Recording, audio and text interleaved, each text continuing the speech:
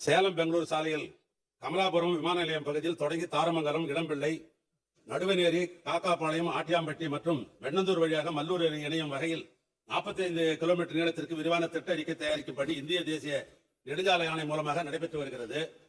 மற்றொன்று, மாண்புமிகு உறுப்பினர் குறிப்பிட்டபடி ஒரு வெளிவட்ட சாலை அமைக்க கமலாபுரம் விமான நிலையம் பகுதியில் தொடங்கி ஏற்காடு அடிவார சாலை, திருப்பத்தூர் வாணியம்பாடி சாலை, கருமந்தூர் சாலை ஆகியவற்றை கடந்து சேலம் உளுந்தூர்பேட்டை மின்னலம்பாளையத்தில் இணையும் வகையில் சாலை அமைக்க போக்குவரத்து செறிவு, நிலையெடுப்பு, மதிப்பீடு, திட்டப்பணிகள், மதிப்பீடு ஆகியவற்றை கருத்தில் கொண்டு ஆய்வுகளை மேற்கொண்டிருக்கிறார்கள்.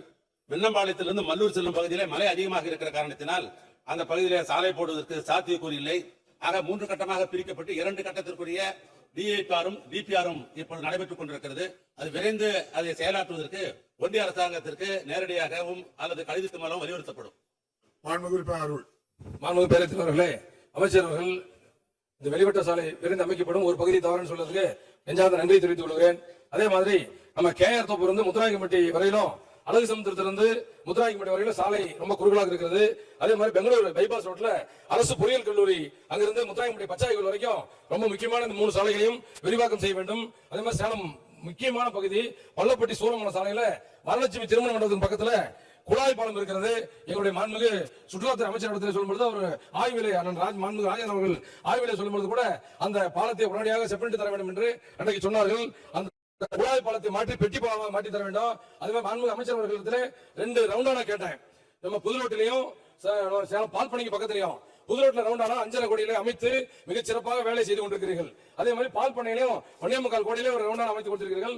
அதுக்காக மாண்புமிகு அமைச்சர் அவர்களுக்கு நெஞ்சார்ந்த நன்றியை சொல்லி, அதுக்கு பக்கத்துல எஸ்கோலப்பட்டின்னு ஒரு ஊரு, அங்கேயும் ஒரு ரவுண்டான வேணும். அந்த ரவுண்டானாவை அமைச்சர் அவர்கள் செய்து கொடுப்பாரா என்று கேட்டு, சேலம் 5 ரோடுல இருந்து 3 ரோடு வரைக்கும் மழைநீர் வடிகால் பயங்கரமா மிக முக்கியமான இடம், மழைநீர் வடிகாலை அமைத்து தர வேண்டும் என்று மாண்புமிகு அமைச்சர் அவர்களிடத்திலே தாங்கள் வயலாக கேட்டு அமர்கிறேன். மாண்புமிகு அமைச்சர், மாண்புமிகு பேரவைத் தலைவர்களே, அவர் ஒரு கேள்விக்கு பதிலாக 9 கேள்வியை தொடர்ந்து அவர் கேட்டிருக்கிறார்கள்.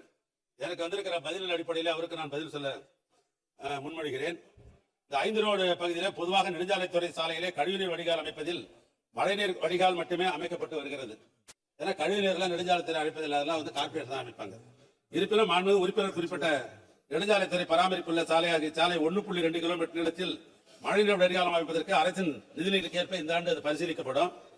இன்னொன்று, மாண்புமிகு சட்டமன்ற உறுப்பினர் குறிப்பிட்ட பாலித்தனை பாக்ஸ் கல்வெட் பாலமாக தரம் உயர்த்தப்படி அரசின் நிதிநிலைக்கு ஏற்ப இந்த ஆண்டு பரிசீலிக்கப்படும்.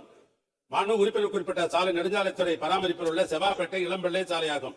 ரவுண்டானா முதல் மூலப்பிள்ளையார் கோயில் வரை உள்ள சாலைக்கு மழைநீர் வடிகால் அமைப்பதற்கு அரசின் நிதிநிலைக்கு ஏற்ப அதை பரிசீலிக்கப்படும்.